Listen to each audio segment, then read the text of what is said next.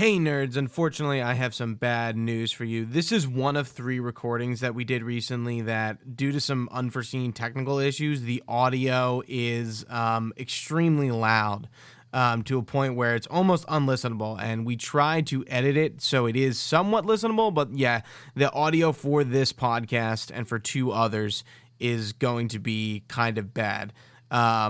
We didn't really have the time to necessarily sit down and re-record 3 podcasts. Me and Trio have been pretty busy lately, and getting together hasn't necessarily been hard, but it would put us back if we had to sit down and for pretty much another 3 hours and redo these podcasts. So we kind of edited them, and this is as best as they're going to get. We appreciate you listening. We appreciate you bearing with us as you know, this is not the quality standard we usually try to live up to.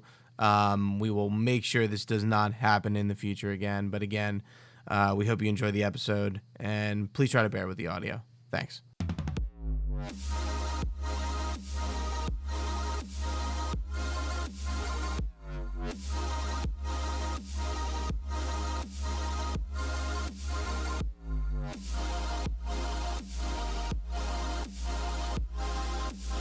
Welcome to a Delco Nerd Network Hot Take. If you haven't seen a hot take before, well, it's where a few friends get in a basement and we give our thoughts, give our opinions on a TV show, a movie, or a game. Today, it's going to be a TV show, and that TV show is Jupiter's Legacy. Here to discuss, as always, the triple threat himself, Chris Trio. Gooch, we're back. Yeah, we're back. Trio, what the fuck is Jupiter's Legacy? So, tell me, man, because I didn't watch this show. Yeah, Trio did, and I really know nothing about this show. Yeah. So this is from. So talk to me like a fucking idiot. I will. I will give you the full run of it. I'll give you a little backstory here to begin with. Please. Even with Mark Millar, who did the comic that this is based off of, actually just signed this deal in the last year with Netflix about Millar World or something, basically his kind of comic book world. It's like Wally World. Basically. And so they kind of signed this deal to him to have rights, to have first shooting rights on all of his comic book properties and all that stuff. And this, I believe, is the first thing to come out of that. This is based off of a comic book that he wrote, I want to say within the past 5 years. It's pretty recently. Wow, okay. Yeah, and it's very, very new. Yeah, I've never heard of it. Yeah, it follows basically this group, this Justice League, actually, I'd compare them more to Justice Society, team of superheroes, and kind of how they have navigated the world since basically the 1920s. Okay, so like immortal-ish. Immortal-ish. They are aging though, so you can kind of. So yeah, their one character is gray hair. So that's the thing. The one other thing during this show, they tell it in a split timeline. So there's one timeline that's starting in the 20s with Sheldon, who is the main character. He is the Utopian. I love the names in this also, by the way. Like, names and costume designs are mwah. I love it. Okay. They're very Silver Age superhero inspired. I feel like the textures are really cool and different. I feel like I've really never seen anything like that. Even the way they have chest plates on that make them look almost like Bruce Timm, kind of straight angles, you know what I mean, like how we would draw the animation. Really cool stuff. But yeah, it follows basically this team. It's led by the Utopian Sheldon. I forget his last name, but it's about him and his family kind of growing up, and his daughter and his son both have really crazy superpowers. Why do they have superpowers? So it's kind of explained throughout the entire series. I don't really want to spoil anything here. I think I can kind of get away for the most part without spoiling anything. Okay. But basically something happens. We know that this group of superheroes showed up sometime in the 20s. No one really knows how. It's the Utopian, the Flare, Lady Liberty, Brainwave, Skyfox, and Blue Bolt. Skyfox was kind of cool. I love, dude. Blue Bolt. So, and I don't think I'm missing anyone there. But yeah, so we follow these characters, and it's kind of the struggle. The whole thing in this universe, this Justice Society, the Union of Justice is, I think, the name of their superhero team, has this strict rule that Sheldon came up with at the beginning. He is the most powerful of them all for some reason. It's not necessarily explained fully why. Utopian. The Utopian, yeah. Right, and it's his whole thing is he has 3 rules: don't kill, don't rule, don't intervene. So basically, what does intervene mean? The idea is it's interesting because you're in this world where these superheroes have existed since the 1920s, yet the entire world has still played out the same way. Like World War II still happened the same way. World War I, like all these kind of major events happened basically in the exact same way because they were like, we aren't getting involved in political affairs abroad. They didn't get involved in like Vietnam. They didn't get involved in basically any type of wartime struggle. And I thought that was a very interesting thing. And I don't know why Sheldon is just, he has this really big thing that he's just like, you can't, we are above. We are the thing they strive for. And there's actually this one really... Jor-El. Yes, very much. And it's interesting because he's like a Catholic guy, and he kind of looks like... I really think the old age makeup in this is done very well, because you see Josh Jamal play Sheldon in the past, and then you have his brother William in the past, Brainwave, who... You know, seeing them kind of bounce back and forth, really well done. And they definitely look like the frickin' comic book counterparts as far as I'm concerned. I did love going into this and not knowing, like, anything at all. Which was a rarity. It really is. You know, and it's funny. It kind of sucks. Good and a bad thing, right? Pros and cons. That we go into most comic book movies and we know pretty much everything about that character, the storyline, or like Civil War. Oh, they're drawing from here, or they're taking inspiration. We know what Civil War is, or like we know what Thanos's comic book arcs are, so we can kind of make assumptions about what's going to happen. So yeah, like even with The Boys, like I'd never read The Boys. I never did either. So going into it, it's like, okay, I don't know what this is. No, and it makes it absolutely more enjoyable for me. So there's kind of a major struggle in the present day timeline in the way of, at the beginning episode, this big bad guy, like almost dark side looking villain gets out, and like he is going to go super nuclear and destroy basically a city and his dad. And basically the Union of Justice, along with their children, who are also now superheroes. You have Paragon, who is the Utopian son, and then his daughter, fuck, I can't remember her name, Lily. The idea with her is she's kind of like, fuck you, Dad. Like, you were never there for us. You were always out saving the world. All you care about is the ideals of like, you know, being the best, like being a superhero. Like, and he really kind of has this, like, just struggle the whole time because his son ends up killing the supervillain to stop him from, you know, laying waste to an entire city. Pretty, you know, justifiable, I think. You're watching the thing, and even like Superman killing Zod, sure. Yes, like it's like it makes complete sense, and I would not. Actually, that's not a really good example. I mean, no, but like Zod would have killed the world, but like in that moment. But he would have literally like blown up the thing. Never. But yeah, so Paragon, his son, makes the decision in the moment to kill him. Does he snap his neck? It's actually pretty fucked. He like jumps up and like comes down and punches him in the face and like concaves his face in. And so there's not like boys level violence in this, but they definitely don't hold back. Is it a lot Invincible level of violence? No. There's not like anything. They seem to kind of have, because apparently it's much more violent. It gets violent when they need to prove a point or have like a moment. Exactly. I think it was and especially that, like when he caves his head in, I was like, oh fuck. And then so now there's this thing with like the supervillains. They're all. Did you hear that? Oh shit! I'm sorry. I'm getting a call. That's my bad, guys. No, I was like, I was like, what the fuck is that? No, you're good. Sorry. Just scared. Yeah, no. I didn't see like a glow. Because I had it face down. I'm gonna lose my train of thought. Damn it. Sorry. No, it's okay. So Paragon, his son, so apparently in the comic books, his son is more like his daughter, where he just doesn't want to like be a superhero. Like fuck you. The roles are reversed. No, they both are just like that in the comics. Oh, okay. So he kills him, and then his dad literally immediately is like, "What have you done? We don't kill." Like he's like reaming him out, and you're like, what the fuck? Like, and it's this weird thing, and like he's kind of going through this thing of like, then all these super villains start going off. Old world. He's very old world, and he's like, he's been running by this code for his whole life. So all the supervillains in this know him, and they're like, he never kills, and he says they know the Paragon killed him, right? No, yes, but like the idea is now they're like, are you going to hold your son to account for killing someone? Like you say you never do. What are you going to do? And then all the supervillains start kind of going like nutty and start going really crazy, and like a lot of their kids, like a lot of superheroes get killed by the supervillains and stuff like that, and they just start going nuts, and all the kids are like, I can't do this and not kill anyone. Like they're starting to kind of lose their shit. So it's like that was the straw that broke the camel's back. Yeah, like they're all and like they're kind of starting to Like a Kingdom Come moment. It really is. So, and they're like, what do you want us to do? We're dying left and right, and you're telling us not to kill anyone. And then there's this other, yes, and then there's this kind of like other scene where Lady Liberty, his wife, has like this kind of moment. I don't even want to actually go into it because that's a bit more of a spoiler, but it's a very interesting ideological bend in the way of like, well, you know, like Sheldon, what the fuck? He's obviously did the right thing. He just saved millions of people at the cost of one life.